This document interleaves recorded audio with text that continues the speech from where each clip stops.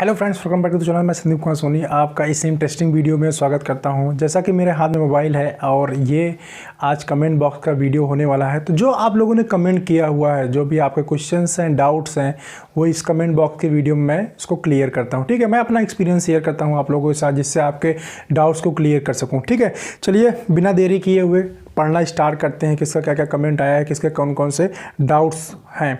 ठीक है, तो पहला कमेंट जो बिल्कुल लेटेस्ट ही आया, मैंने उसको लिया है। ये इनका नाम है AK अक्षंश तिवारी, शायद पढ़ सकते हो। पहले आकांश में पढ़ना चाह रहा था, बट इट में भी अक्षंश तिवारी शायद इनका नाम है। पहले इनका मैं कमेंट पूरा पढ़ देता हूँ। काफ़ी इंटरेस्टिंग है, बहुत सारे लोगों के मन में इट में भी डाउट हो सकता है फ्रेंड। ठीक है, पढ़ देता हूँ, आप सुनिए, उसके बाद बात करते हैं। मेरा एक कन्फ्यूजन है, हेल्प कर सको तो करो। एज ए एम्प्लॉय मैं प्राइवेट और पब्लिक लिमिटेड कंपनी कौन सी चूज करूँ, कौन सी कंपनी का एक्सपीरियंस लूँ, और कंपनी की रिपुटेशन भी मैटर करती है। एक प्राइवेट कंपनी है जो मारुति होंडा को कंपोनेंट सप्लाई करती है, और एक पब्लिक लिमिटेड कंपनी है जो टूल फॉर्जिंग से मैन्युफैक्चरिंग करती है। आप कौन सी कंपनी का एक्सपीरियंस लोगे? ये पहले ही बता दूं कि प्राइवेट लिमिटेड कंपनी जो है वो आपको सैलरी कम दे रही है। मीन्स जो प्राइवेट लिमिटेड कंपनी है वो सैलरी कम दे रही है, बट फैसिलिटीज़ ज़्यादा दे रही है। जैसे ओवरनाइट दे रही है, एक टाइम का खाने का दे रही है, फूड टी वगैरह दे रही है। तो ये सारी चीज़ें उन्होंने लिखा हुआ है। ठीक है, बाकी तुम्हें यहाँ डिस्प्ले हो रहा है, आप देख ही सकते हैं क्या उन्होंने लिखा हुआ है। तो अक्षंश तिवारी जी, जो आपने लिखा हुआ, देखिए इससे कोई मैटर नहीं करता फ्रेंड कि आप प्राइवेट कंपनी में जाते हैं या प्राइवेट लिमिटेड में जाते हैं। ठीक है, प्राइवेट लिमिटेड या पब्लिक लिमिटेड, अगर मैं एज ए वर्कर काम कर रहा हूं, मुझे इससे कोई मतलब नहीं है कि मुझे कौन सी कंपनी है, वो प्राइवेट है या पब्लिक लिमिटेड है। ठीक, देयर इज नो मैटर। ना ही रेपुटेशन की कोई बात है। जैसे आपने लिखा कि रेपुटेशन की भी कोई बात होती है, तो डियर रेपुटेशन की भी कोई बात नहीं होती। मैं भी किस कंपनी में बताऊं, एक पिछली कंपनी में काम कर रहा था, पहले वो जो है प्राइवेट लिमिटेड नहीं, पहले वो पब्लिक लिमिटेड थी, बाद में वो प्राइवेट लिमिटेड हो गई। ना हमारे सैलरी के ऊपर कोई फर्क पड़ा, ना हमारे बेनिफिट के ऊपर फर्क पड़ा, किसी चीज़ के ऊपर कोई फर्क नहीं पड़ा। ठीक है, ये कंपनी का अपना इंटरनल मैटर होता है। कंपनी किस तरीके से रन करना चाहती है, कंपनी को अगर फंड रेज करना है, ठीक है, फंड उसको कमी पड़ रही है, अपने आप को बहुत ज़्यादा और नेक्स्ट लेवल पे लेके जाना चाहती है, तो उसको बहुत सारा फंड चाहिए होगा, तो वो पब्लिक लिमिटेड में कन्वर्ट कर सकते हैं अपने आप को, कोई भी कंपनी।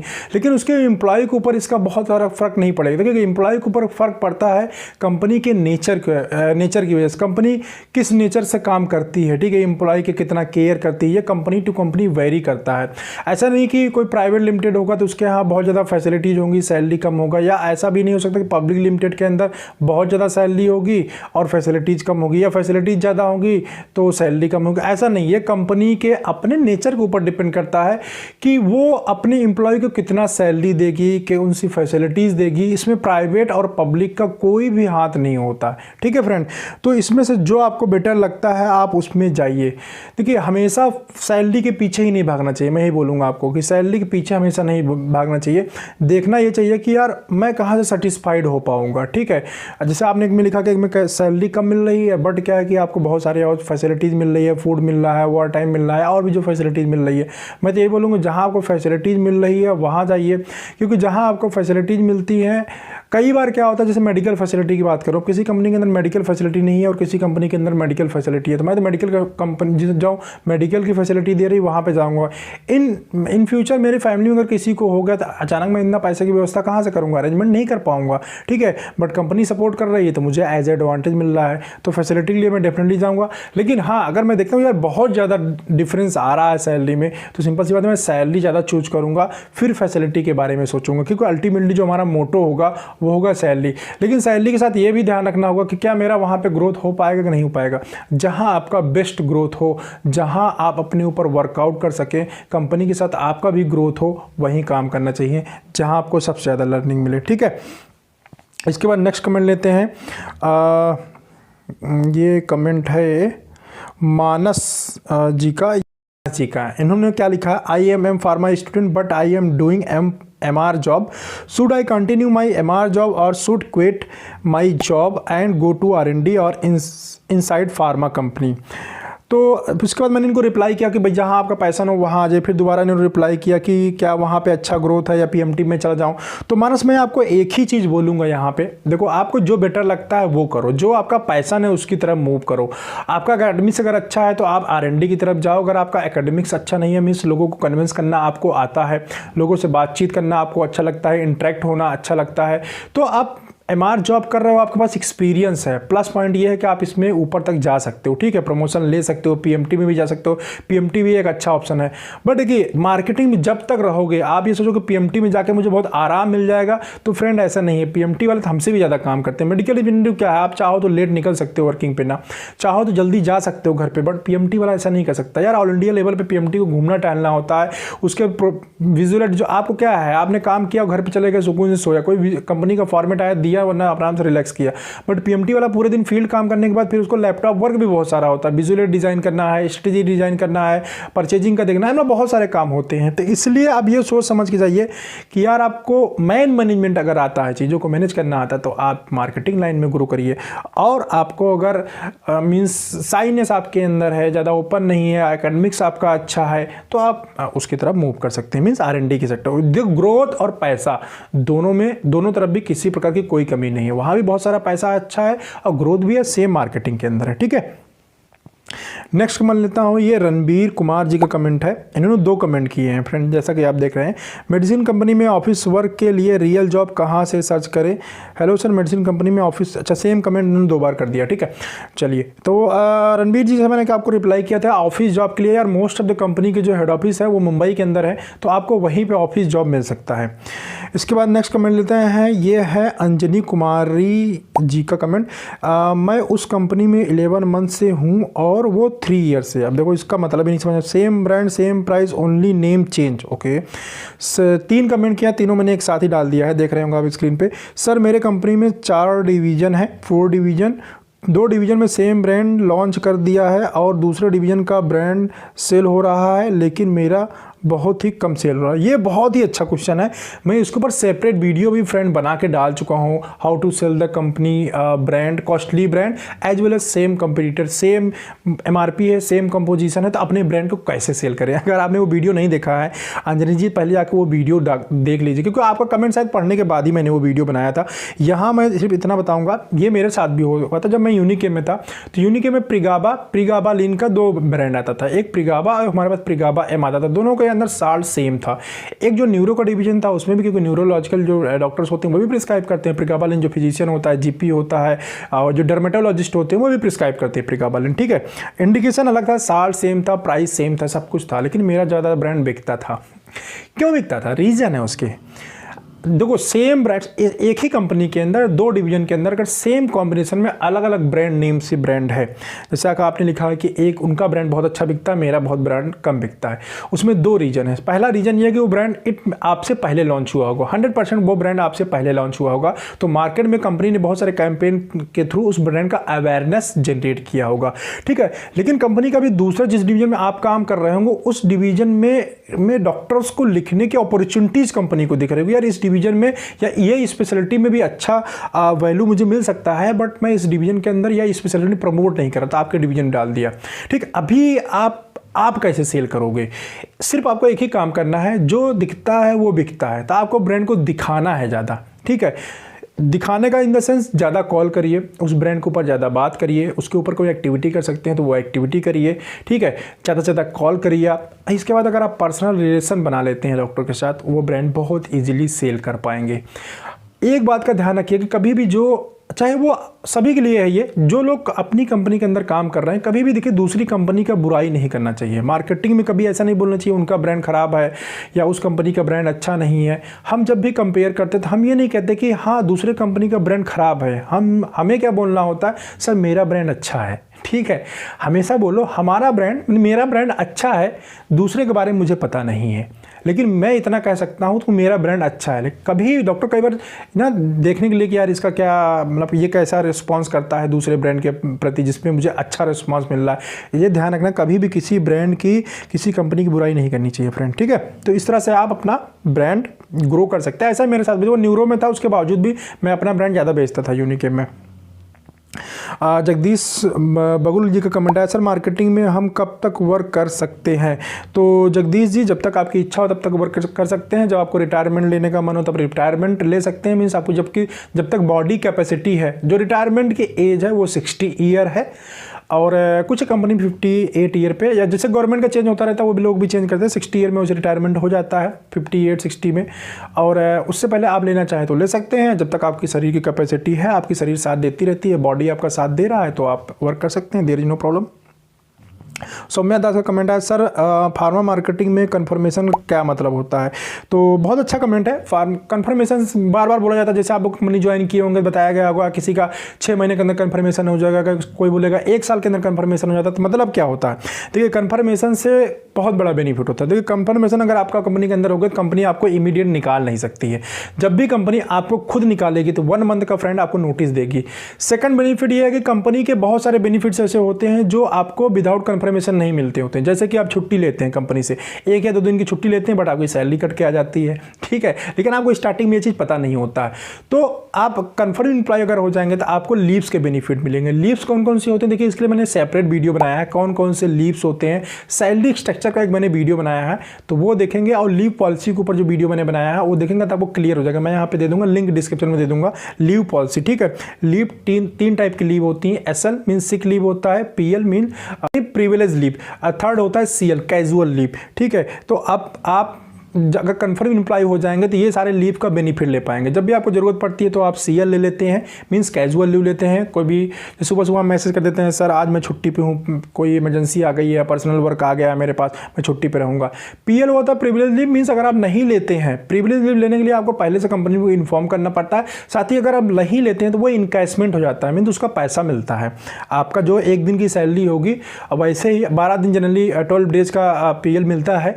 तो आप जैसे पूरा साल आपको कंप्लीट होता है और 3 साल ऐसे कंटिन्यूस आपका पीएल जितने भी बचे रहते हैं, तो अगर 1 महीने के बराबर हो जाते हैं, मतलब आपका सारे पीएल 2 साल में, 3 साल में, 4 साल में जब जोड़ के 1 महीने के बराबर हो जाएगा, तो उस समय प्रेजेंट टाइम में जो आपकी सैलरी रहेगी उतनी सैलरी उस पीएल के अगेंस्ट आपको दे दिया जाएगा। मीन्स अपने पीएल को रिम्बर्समेंट करा सकते हैं आप। ये कन्फर्म एम्प्लॉय होने का बहुत बड़ा बेनिफिट है, और भी बहुत सारे बेनिफिट हैं, ठीक है। मतलब कंपनी का आपको कोई एक्सीडेंट वगैरह कुछ हो जाता है, फैमिली में कुछ आता है, मेडिकल की अगर फैसिलिटी मिली हुई है, या आप मेडिकल की फैसिलिटी नहीं कंपनी में, आपको अगर कुछ हो जाता है और आप कंफर्म एम्प्लॉई हैं तो आपको कंपनी सपोर्ट करती है, ठीक है। और कंपनी के बहुत सारे बेनिफिट्स, जो अपॉइंटमेंट लेटर है फ्रेंड, आप उसको उठा के देखेंगे तो आपको पता चल जाएगा। चलिए जी, नेक्स्ट कमेंट लेता हूँ। ये कमेंट है सनी कुमार का, डिटेलिंग नोटबुक PDF अपलोड कीजिए सर प्लीज़। अब सनी जी, मैं आपको क्या बताऊं, आपके कमेंट में 2-3 बार देख चुका हूं यार, इग्नोर कर देता हूं आपको कमेंट, इसलिए इग्नोर कर देता हूं कि भाई आप खुद भी तो कुछ मेहनत करो यार, सारा मेहनत हम ही करें क्या? आप बताओ, आपके साथ इनमें भी टाइम ज़्यादा होगा, मेरे पास उतना भी टाइम नहीं है। भाई मैंने जितना डिटेलिंग सीरीज बनाया है, वीडियो में अच्छे से आपको समझाया है, अगर वो चीज़ समझ में नहीं आया तो आप वीडियो पॉज करो और उसको नोट करो, ठीक है। मेरे लिए यार डिटेलिंग सीरीज बनाना या ऑडियो और रिटन फॉर्म में उसको कन्वर्ट करना अगर इतना आसान होता तो मैं अपनी 15,000 रुपये की जो वेबसाइट बनाया हूँ ना, उसको रन कर रहा होता अच्छे से। लिखने में मुझे प्रॉब्लम है, टाइम नहीं होता फ्रेंड इतने मेरे पास कि मैं उसको लिख सकूँ, इसीलिए वो वेबसाइट नहीं चल पा रही है। सर मेरे पास कंटेंट नहीं, लिखने को मेरे पास बहुत है, मतलब बहुत सारी चीज़ मैं शेयर कर सकता हूँ रिटन फॉर्म में, लेकिन रीज़न यही है कि टाइम नहीं होता, ठीक है। अदरवाइज वेबसाइट में बहुत सारा कॉन्टेंट, बहुत सारा डेटा डाल चुका होता हूँ डियर, तो वो पैसा खर्च करने के बाद भी वो website pharma jobbers as it is पड़ी हुई है, नहीं वर्क कर पा रहा हूँ। तो सॉरी, PDF में दे पाना अभी मुश्किल है मेरे लिए। इन फ्यूचर देखता हूँ कभी अगर कुछ पॉसिबिलिटी बनी तो, ठीक है। प्रदीप ठाकुर जी का कमेंट आया हुआ है, सर HR कैसे क्वेश्चन करता है फ्रेशर से? तो प्रदीप, HR जो है जनरली क्या करते हैं, आपके प्रोफेशन से रिलेटेड क्वेश्चन करते हैं। जैसे आप MR के लिए पोस्ट के लिए जा रहे हैं तो आप MR का जॉब क्या होता है, जॉब प्रोफाइल क्या होता है, कैसे काम करता है, या आप मार्केटिंग में जाएंगे तो आप कैसे कंपनी के लिए अच्छा साबित हो सकते हैं, ठीक है। कंपनी को बेनिफिट्स कैसे देंगे, प्रोडक्ट को कैसे सेल करेंगे, ऐसे सिंपल मार्केटिंग से रिलेटेड ही बहुत ही सिंपल क्वेश्चन पूछता है। उसमें अगर कॉन्फिडेंट हो कि आप जवाब देते हैं तो आपका सिलेक्शन हो जाएगा। HR कोई भी बहुत ज़्यादा टिपिकल या टफ सवाल नहीं पूछता है, किसी भी कंपनी, चाहे टॉप मैनेजमेंट की टॉप कंपनी में भी जाएंगे तो भी, ठीक है। Pankaj Kumar, sir I want to, क्यों नहीं पूछता? रीज़न ये होता है कि जब HR तक कोई भी बंदा जाता है ना, तब तक उसके 2-3 राउंड इंटरव्यू हो चुके होते हैं, उसके बाद कमेंट लग चुका होता है। मैनेजर बोल देता है हाँ सर मुझे लेना है, सेकंड लाइन मैनेजर बोल देता है हाँ ये लड़का अच्छा है, तो ऑटोमेटिकली जैसे आपको कोई भी आदमी आया, किसी पर्टिकुलर आदमी के बारे में बताते कि हाँ आदमी बहुत अच्छा था, आप जाओगे तो उसी माइंडसेट के साथ उसका इंटरव्यू लोगे। तो इसलिए HR ज़्यादा क्वेश्चन नहीं पूछता क्योंकि उसको फाइनल नहीं करना होता है। फाइनल जो होता है वो सेकंड लाइन एनएसएम ही कर देते हैं, वही कैंडिडेट फाइनल होता है, तो इसलिए 4 लाइन में बहुत कुछ रह नहीं जाता है। पंकज कुमार का नेक्स्ट कमेंट है, sir I want to know that generic medicine cheaper होती है एथिकल से, then why doctor will prescribe ethical medicine, reply please. अब बहुत ही अच्छा कमेंट है, बहुत ही अच्छा कमेंट है कि जो जेनरिक मेडिसिन होती हैं सस्ती होती हैं एथिकल मेडिसिन से, उसके बावजूद भी एथिकल मेडिसिन ही डॉक्टर क्यों प्रिस्क्राइब करता है। इसके ऊपर मैं सेपरेट वीडियो बनाने वाला हूँ। ये कमेंट सिर्फ और सिर्फ मैंने इतना लिया थोड़ा सा इसमें ऐड करने के लिए, बिल्कुल सेपरेट वीडियो बनाने लायक टॉपिक है। तो पंकज मैं आपको बता दूँ, इसलिए डॉक्टर लिखता है कि डॉक्टर को हम जाके प्रमोट करते हैं, ठीक है। एक आपके पास देखो जेनरिक मेडिसिन को डॉक्टर को बताने आता ही नहीं, प्रमोट ही करने नहीं आता है।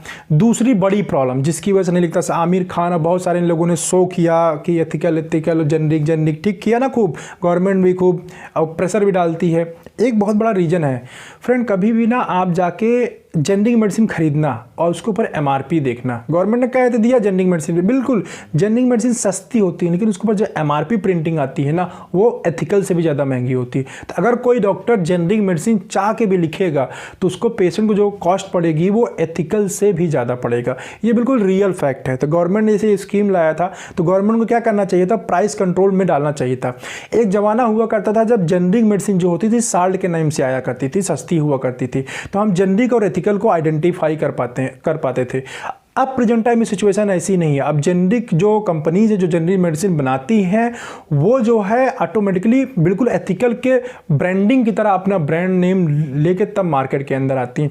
बहुत सारी जेनरिक मेडिसिन ऐसी जो आप यूज करते हैं एज ए ब्रांडेड मेडिसिन, आपको पता भी नहीं होगा, ठीक है। अभी मैं आपको बहुत सिंपल एग्जाम्पल देता हूँ जिसको आप इट में भी जानते होंगे अगर मेडिसिन की जरा भी नॉलेज आपको है। देखिए क्या होता है, चेस्ट एंड कोल्ड, तो सर्दी जुकाम हो जाता है तो हम जाके मार्केट से लेते हैं चेस्ट एंड कोल्ड, ये सिप्ला का ब्रांड है, ठीक है। और आपकी जानकारी के लिए मैं बता दूँ ये जेनरिक ब्रांड है, ठीक है फ्रेंड। बहुत सारे लोग यूज करते होंगे चेस्ट एंड कोल्ड, उसके बाद एमआरपी बहुत ज़्यादा होती है और वो मेडिसिन आती बहुत सस्ती है। अभी मैंने खुद रिसेंटली खरीदा, वो तो मैंने उससे बोला नहीं तो मुझे दे दो, मतलब मैंने ले लिया केमिस्ट वाले, मुझे जुकाम था तो उसको जब मैं बोला ये तो जेनरिक है, तब उसने ऑटोमेटिक जो मेरे पैसे मतलब जो भी पैसा उसका लिया हुआ था उसके बाद उसने जो है 30 रुपीज़ के अराउंड मुझसे लिया था, उसने 10 रुपीज़ मुझे दे दिया। क्योंकि मैं मेडिकल रिप्रेजेंटेटिव मतलब इसी प्रोफेशन में हूँ एज ए एबीएम। उसके बाद मैंने RCPA किया था, उसके बाद वो मेडिसिन लिया था, उसके बाद उन्होंने कम नहीं किया था। लेकिन जब उस पैसा मुझे दे चुका, पूरी बात मेरी कंप्लीट हो गई, तब मैंने उससे बोला कि ये जेनरिक है। तब उसको लगा कि हाँ ये आदमी जानता है इस चीज़ को, तो तब उसने सरमो सरमी बस वही है कि पैसा मेरा वापस कर दिया, ठीक है। ऐसे बहुत सारी मेडिसिन है, जैसे आप जानते हैं बीटाडीन बहुत बड़ा पॉपुलर ब्रांड है, ठीक है। अब उसका ये कंपटीटर आता है लेकिन वो जेनरिक है, बहुत सारे लोग नहीं जानते होंगे, उसका नाम है सिप्लाडीन। ये सिप्ला का ये जेनरिक है, सिप्लाडीन नहीं जानते। तो एक बहुत बड़ा रीज़न ये है कि अगर डॉक्टर चाहे भी प्रिस्क्राइब करना तो वो जो कॉस्ट पड़ेगी वो जाके एथिकल या ब्रांडेड मेडिसिन से भी ज़्यादा पड़ेगा, तो डॉक्टर को प्रिस्क्राइब करने का कोई मतलब नहीं है, क्योंकि कैपिंग नहीं है उसके ऊपर, प्राइस कंट्रोल जो सिस्टम है वो है नहीं, ठीक है। दूसरी इसमें बहुत सारी बातें हैं, बहुत सारा नई इन्फॉर्मेशन दे सकते हैं। देखो क्वालिटी का, जैसे गवर्नमेंट या बहुत सारे एक्टर, बहुत सारे डॉक्टर बहुत सारी बड़ी बड़ी बातें करते हैं कि क्वालिटी का कोई डिफरेंस नहीं है, एथिकल मेडिसिन और branded medicine, sorry generic medicine और ये ब्रांडेड मेडिसिन की एफिकेसी बिल्कुल सेम होती है। ये रियल फैक्ट नहीं है फ्रेंड। अगर रियल ऐसा होता तो डॉक्टर्स लिखते, ठीक है, कुछ तो डॉक्टर्स लिखते, बट तब भी ऐसा नहीं। फ़र्क है उसके दोनों में, डिफरेंस में है। ये मेरा अपना पर्सनल ओपिनियन है। कभी आप जेनरिक मेडिसिन उठा के देखिए, कभी आप एथिकल देखिए, उसकी पैकिंग से लेके हार्डनेस से लेके देखिए, आपको बहुत डिफरेंट। अगर आपको फार्मा के बारे में थोड़ा जानकारी है मैं बता दूं, अब हार्डनेस ही टेस्ट कर लीजिए। जो प्रोडक्ट जेनरिक है, सिंपल सी बात है, उसको मॉइस्चर गेन नहीं करना चाहिए। अगर स्ट्रिप के अंदर पैक है तो उसके बाद उसकी हार्डनेस अच्छी होनी। मैं सिप्ला बता रहा हूँ, जो मैंने लिया था चेस्ट एंड कोल्ड, उसकी मतलब इतनी बेकार सी वो मेडिसिन है कि मैं क्या बताऊँ। बस वो इफेक्ट मुझे करती है, उसी लिए आती है, सस्ती है जेनरिक की, इसलिए मैं ले लेता हूँ। बट अगर मैं उसके हार्डनेस को अगर टेस्ट करूं या हार्डनेस टेस्टर की मैं बात करूं तो वो मेडिसिन फेल है बिल्कुल। आप कभी एथिकल मेडिसिन लेके दीजिए, उसको ब्रेक करके देखिए, और जेनरिक को लेके ब्रेक करके देखिए, आपको पता चल जाए हार्डनेस में फेल हो जाएगी। चेस्ट एंड कोल्ड जो मैंने यूज किया हुआ है, मैं गारंटी के साथ कह सकता हूँ, अगर उसको हार्डनेस टेस्टिंग में भेजा जाएगा वो फेल हो जाएगी मेडिसिन। तो क्वालिटी का फ़र्क है, क्वालिटी का काफ़ी फ़र्क रहता है। दूसरी बात ये होती है कि हम अगर उस मेडिसिन के अंदर कोई कंप्लेन है तो मेडिकल रिप्रेजेंटेटिव मिलता रहता है डॉक्टर से, उसको कंप्लेन कर सकता है, उसके ऊपर पूरा फॉर्म आता है, जो फीडबैक फॉर्म होता है, बहुत सारी चीज़ें हो जाती हैं। जेनरिक में रिस्पांस किया कि नहीं रिस्पांस किया, इसकी कोई रिस्पॉन्सिबिलिटी लेने वाला है नहीं, क्योंकि एमआर कोई उसमें होता नहीं, वो स्टॉक थ्रू ही गुड्स सेल आउट होता है। चलिए ठीक है, वीडियो बहुत ज़्यादा लंबा होता जा रहा है। आलोक चौधरी जी का कमेंट ले लेता हूँ। मेरे मिनिमम 12 प्रोडक्ट्स हैं, आर डिटेलिंग कैसी होगी मेरे product in one time? Doctor को तो और भी लोग को टाइम देना होता है। सर प्लीज़ टेल मी, इस वीडियो में डिटेलिंग की टाइम तो एक्सेस हो गई है। मैंने एक मल्टी ब्रांड डिटेलिंग का दिखाया था, ओजस के ऊपर इन्होंने कमेंट किया, जैसे कि आप देख रहे होंगे मल्टी ब्रांड डिटेलिंग का। इन्होंने कहा ओजस में आपने बहुत ज़्यादा टाइम लिया। देखो फ्रेंड, एक्चुअली क्या है, ओजस मैंने टाइम नहीं लिया। मैं आपको यहाँ अगर कोई चीज़ बता रहा हूँ तो टाइम इसलिए ज़्यादा लगता है क्योंकि मैं आपको सिखा रहा हूँ। अगर उसी ब्रांड को मुझे बोलना है डॉक्टर चैम्बर के अंदर, वो मैं डिटेलिंग 1 मिनट से भी कम, ये 30 सेकंड के अंदर ही पूरी ओजस की डिटेलिंग कर दूंगा अपने ब्रांड की, क्योंकि ब्रांड मुझे याद है। मुझे विजुअल एड देखने की ज़रूरत नहीं पड़ती। मैं कभी भी काम करने जाता हूं तो विजुअल एड तो मेडिकल रिप्रेजेंटेटिव के हाथ में होता है, मैं तो कभी विजुअल एड देखता भी नहीं हूं, ठीक है। तो ऐसा नहीं है, आप भी काम करोगे डेली विजुअल एड को मतलब डिटेल करोगे तो आपको याद हो जाएगा। जितनी पूरी डिटेलिंग होती है, पूरी डिटेलिंग आप 30 सेकंड के अंदर डॉक्टर को बता पाओगे। मैं इसलिए ज़्यादा लिया था टाइम वहाँ पे कि ताकि आप चीज़ों को समझ पाओ कि कैसे डिटेलिंग किया जाता है। मैं आपको सिखा रहा था, मैं डिटेलिंग नहीं कर रहा था, मैं सिखा रहा था आपको कैसे डिटेलिंग की जाती है। डिटेलिंग आपको करना सही से आना चाहिए, स्पीड तो आप बाद में बढ़ा सकते हैं। अगर आपको डिटेलिंग सही से करना नहीं आया, डिटेलिंग का जो सिस्टम वो नहीं समझेंगे आप, तो सही डिटेलिंग नहीं कर पाएंगे। तो मैं आपको सही तरीका बता रहा था कि कैसे सीखा जाता है। और जो आपने कहा कि डॉक्टर के पास बहुत सारे मेडिकल रिप्रेजेंटेटिव, डॉक्टर को अगर ज़्यादा डिटेल करने लगेंगे तो डॉक्टर किस किस को टाइम देगा? देखिए ऐसी बात नहीं है डॉक्टर किस किस को टाइम देगा। डॉक्टर उसको टाइम देगा जिससे डॉक्टर को कुछ मिलेगा। अभी आप डिटेलिंग कर रहे हैं, कुछ बता ही नहीं पा रहे, जो डॉक्टर के पास नॉलेज है ऑलरेडी वही नॉलेज आप भी दे रहे हो, तो क्यों सुनेगा आपकी डिटेलिंग? जब आप वैल्यू एडिशन करेंगे अपने डिटेलिंग के अंदर तभी सुनेंगे। देखो, आप जब भी आपके सीनियर आपके साथ काम करने आते हैं तो डॉक्टर पूरा डिटेलिंग सुनता है ना, क्योंकि वो कुछ वैल्यू एडिशन करते हैं। तो ऐसे ही अपने डिटेलिंग के अंदर जब आप लर्निंग अपना इंक्रीज करेंगे तो आप वैल्यू एडिशन कर पाएंगे, कुछ ऐसा टॉक कर पाएंगे डॉक्टर के साथ जिससे आपकी बात को वो सुनेगा पूरा, ठीक है।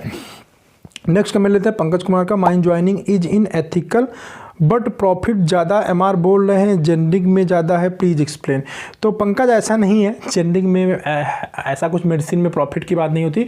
जेनरिक में देखो होता क्या है कि जेनरिक के जो एमआर होते हैं उनके पास बहुत लंबा एरिया होता है। मैं समझता हूँ जैसे यूपी है, सब बोलो यूपी आप जानते हो बहुत बड़ा है। यूपी में कुल मिला के अगर मैं बोलूँ कितने मेडिकल रिप्रेजेंटेटिव काम कर रहे होंगे, मुश्किल से मुश्किल 4 या 5 पूरा यूपी कवर कर लेते होंगे। 4-5 मेडिकल रिप्रेजेंटेटिव मिलकर जेनरिक वाले जो होते हैं पूरा मतलब पूरा कवर कर लेते हैं।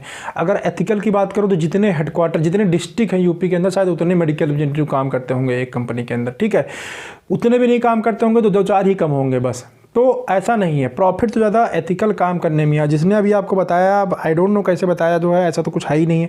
प्रॉफिट तो ज़्यादा यहाँ प्रमोशन है, जेनरिक में भी प्रमोशन वमोशन भी कभी इतना रहता नहीं, क्योंकि चेन ही नहीं है। कंपनी से सीधे जेडबीएम पूरा आधा कंट्री कवर कर लेता है, उसके बाद मेडिकल रिप्रेजेंटेटिव, बस हो गया, खत्म कहानी उसी में।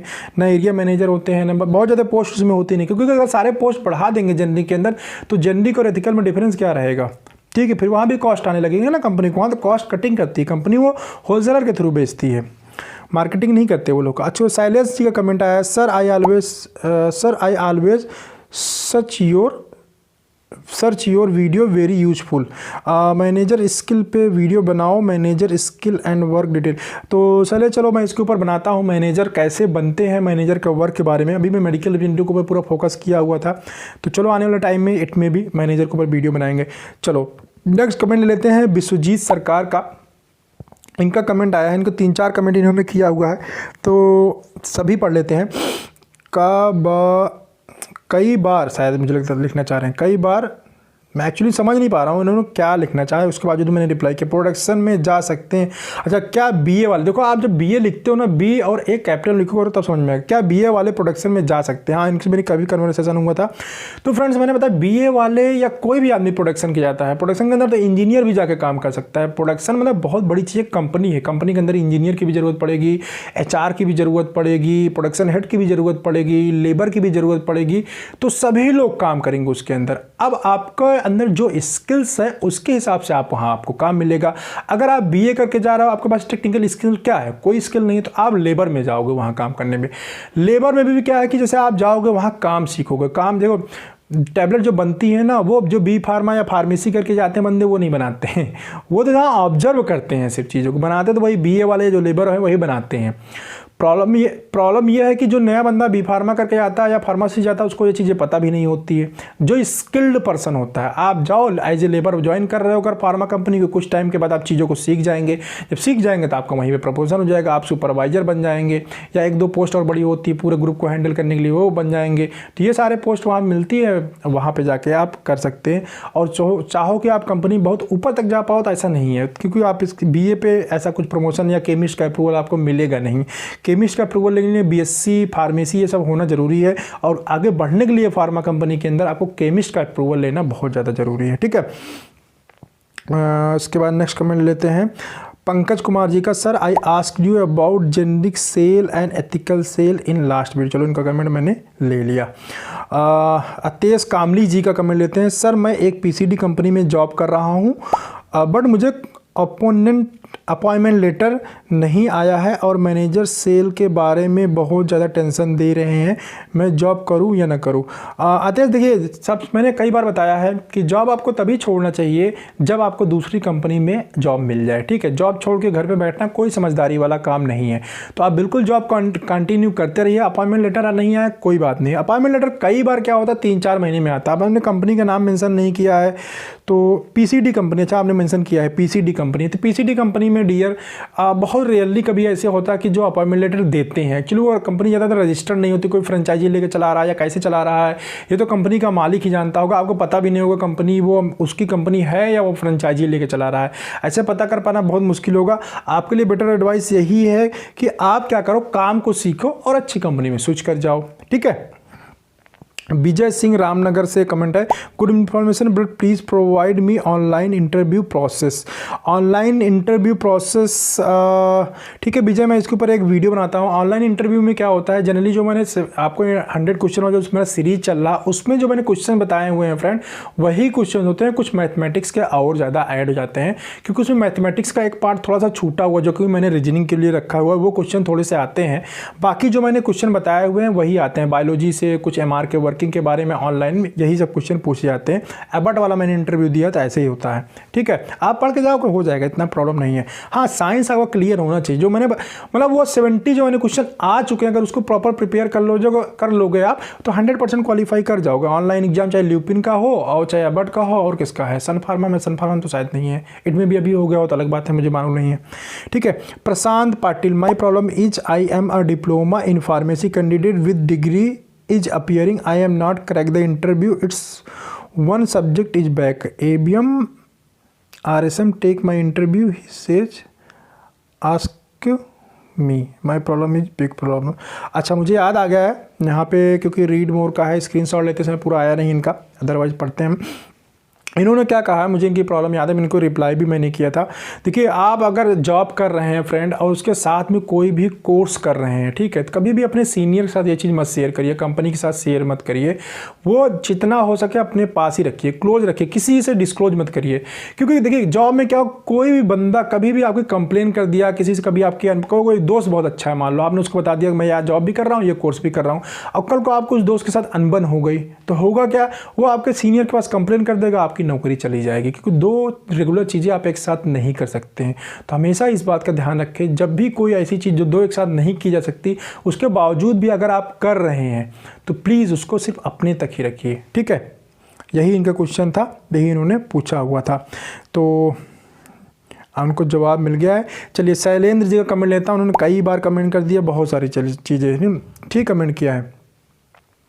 इन्होंने अपना ईमेल आईडी भी दिया है, Shailendra SK। Sir how can I personally contact with you, this is my humble request, please give one chance. तो डियर, मैं आपसे बात नहीं कर सकता हूँ। पहला जवाब ये है, I have good potential under better understanding respect also and also complete focus, I surely say it.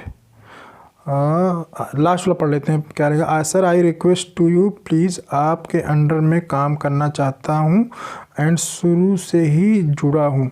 हाँ सलेन, थैंक यू वेरी मच, आप मुझसे जुड़े हुए हो डियर, लेकिन कहाँ से हो मुझे एक जगह याद नहीं, आपको कौन सा हेडक्वार्टर है, मेरे अंडर में कैसे काम करोगे, जब मेरे पास वैकेंसी होगी तभी तो काम करोगे ना यार, मेरे पास वैकेंसी होनी भी तो चाहिए। ठीक है, और वैकेंसी वहाँ होनी चाहिए जो जहाँ का आप रहने वाले हो। अब मेरे अंडर में क्या है, मैं सुल्तानपुर कवर करता हूँ, फैज़ाबाद कवर करता हूँ, इलाहाबाद है, जौनपुर है, और मिर्ज़ापुर है 5 एरिया में कवर करता हूँ फ़िलहाल जो है। अब इसमें से कहीं वैकेंसी हो और यहीं नियर बाई आप रहने वाले हो तो शायद मैं आपको चांस दे पाऊँ यार, वही हो सकता है। ठीक है, तो आप मुझे अपना रिज्यूमे भेज दो। मेरी ईमेल आईडी आपको पता ही, जब शुरू ज्वाइन की हो तो आपको अपना रिज्यूम मुझे भेज दो। मैं देख लेता हूँ कौन से हेडक्वार्टर के लिए आप सुटेबल हो। अगर वहाँ पे वैकेंसी आती है तो मैं आपको डेफिनेटली चूज करने की कोशिश करूँगा, लेकिन आपके अंदर वो क्वालिटी भी होनी चाहिए कि जिससे मैं आपको चूज कर सकूँ। ठीक है, चलिए नेक्स्ट कमेंट लेते हैं विजय यादव का। सर फ्रेशर के इंटरव्यू के बारे में बताइए। तो डियर फ्रेशर के इंटरव्यू के बारे में बहुत सारी चीज़ें मैं वीडियो में बता चुका हूँ, उसका लिंक मैंने डिस्क्रिप्शन में दिया हुआ है। अब जो भी इंटरव्यू सीरीज आता है मैंने अब 2 लिंक बना दिए हैं कि जो भी फ्रेशर के लिए मैं बनाऊँगा कि इंटरव्यू, उसमें फ्रेशर से रिलेटेड जो भी वीडियो जो होंगे उसका लिंक डिस्क्रिप्शन में दूंगा, तो आप लिंक जरूर चेक किया करिए डिस्क्रिप्शन में। अजय कुमार का है I got selected in Sun Pharma as a fresher, thank you for your informative videos. तो कांग्रेचुलेसन अजय। मैं यही सोचता हूँ यार हमेशा कि आप लोगों को जितनी जल्दी हो सके जॉब मिल सके, आप मैक्सिमम टू मैक्सिमम अर्न कर सके। ठीक है, और क्योंकि प्रॉब्लम सॉल्विंग मेरा काम ही है वीडियो बनाना, और मुझे बहुत अच्छा लगता है जब कोई मुझे इस टाइप से इन्फॉर्मेशन देता है कि हाँ सर मेरा सिलेक्शन हो गया है, तो यार लगता है चलो जो भी मेहनत किया वो सफल हो गया है। ठीक है, तो जब भी आप किसी की अगर जॉब लगती है तो यार मुझे एक बार इन्फॉर्म जरूर कर दिया करो। चलो एक एक कमेंट लेते हैं। सर मैं इंटर्नशिप करना चाहता हूं बट कोई आइडिया नहीं है सर, प्लीज़ डिटेल से बताओ क्या है। तो एक दो इंटर्नशिप करने के लिए अभी ये लिखा नहीं, आप इंटर्नशिप कहाँ करना चाहते हैं, आप हॉस्पिटल के अंदर करना चाहते हैं या फिर फार्मास्यूटिकल कंपनी के अंदर करना चाहते हैं। डियर, अगर आप हॉस्पिटल के अंदर करना चाहते हैं तो वहाँ के जो चीफ फार्मासिस्ट है उससे जाके मिलकर आपको बात करनी पड़ेगी, जिससे आपका इंटर्नशिप हो जाएगा। अगर फार्मास्यूटिकल कंपनी में करना चाहते हैं तो बहुत सारी कंपनियों का आपको चक्कर काटना पड़ेगा, वहाँ आपको अपना रिज्यूमे टाइप का देना पड़ेगा या अंदर जाके बात करना पड़ता है। इतनी जल्दी बात बनती नहीं, दिक्कतें आती हैं। अगर कहीं से आप लिंक ढूंढ सकते हो तो बहुत अच्छी बात है, अगर लिंक नहीं ढूंढ सकते हो तो मेरा जो परिचित है वो मैं उत्तराखंड में रहा हूँ, मेरा फ्रेंड सर्कल भी वहीं पे जॉब करता है, तो वहाँ अगर हमको इंटर्नशिप करनी हो तो मुझे बताइएगा। उत्तराखंड, रुड़की, देहरादून एंड हरिद्वार, यहाँ पे थोड़ा मेरा लिंकअप है तो वहाँ मैं आपको करवा सकता हूँ। ठीक है, आप मुझे रिज्यूम भेज दीजिए या इंस्टाग्राम के ऊपर आप कमेंट कर दीजिए। ठीक है, हाँ चलिए इसी के साथ फ्रेंड ये सारे कमेंट मैंने ले लिया, काफ़ी लंबा वीडियो भी हो गया है, तो इसी के साथ ये कमेंट बॉक्स का वीडियो एंड करता हूँ। तो आपके मन में अगर कोई डाउट हो, कोई क्वेश्चन रह गया हो, आपका कमेंट अगर मैंने चूज नहीं किया है, पिक नहीं किया है, तो आप फिर से कमेंट करिएगा। डेफिनेटली नेक्स्ट जो कमेंट बॉक्स का वीडियो आएगा उसमें मैं आपके क्वेश्चन को पिक कर लूँगा। और हाँ, जो भी फ्रेशर्स कैंडिडेट हैं उसके लिए बहुत सारे इंपॉर्टेंट वीडियो का लिंक मैं डिस्क्रिप्शन में देता हूँ, वहाँ जाकर उनको जरूर चेकआउट कर लीजिए। तो इससे क्या होगा, जो इन्फॉर्मेटिव वीडियो आपने नहीं देखे हैं वो वीडियोज आप देख पाएंगे। बहुत सारे लोग जो भी चीज़ें मुझसे पूछते हैं उसका 90% वीडियोज मैं बना के ऑलरेडी चैनल के ऊपर डाल चुका है, बट ज़रूरत है आपको वीडियो लिस्ट स्क्रॉल करने की। ठीक है फ्रेंड्स, तो इस वीडियो में बस इतना ही, मिलते हैं आपसे नेक्स्ट वीडियो में। Thanks for watching this video.